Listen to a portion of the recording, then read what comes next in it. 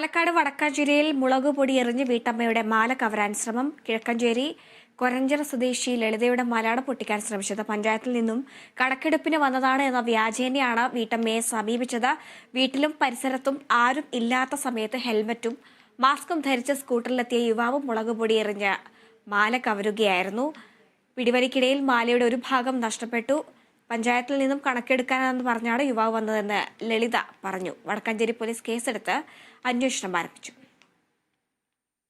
വാതില് വന്ന് മുട്ടി ആരോ വന്നപ്പോൾ പഞ്ചായത്തിൽ നിന്ന് സെൻസസ് എടുക്കാൻ വന്നതാന്ന് പറഞ്ഞു. പേര് ചോദിച്ചു, ഭർത്താവിൻ്റെ പേര് ചോദിച്ചു, മക്കളുടെ ചോദിച്ചു. പിന്നെ അടുത്ത വീട്ടിൽ ആരും ഇല്ലേന്ന് ചോദിച്ചപ്പോൾ അവിടെ പോയിട്ട് അവിടെ ആളില്ലാണ്ടായിരിക്കും എന്ന് പറഞ്ഞിട്ട് ഞാൻ അവിടെ അവർ പാടത്തായിരിക്കും എന്ന് പറഞ്ഞു.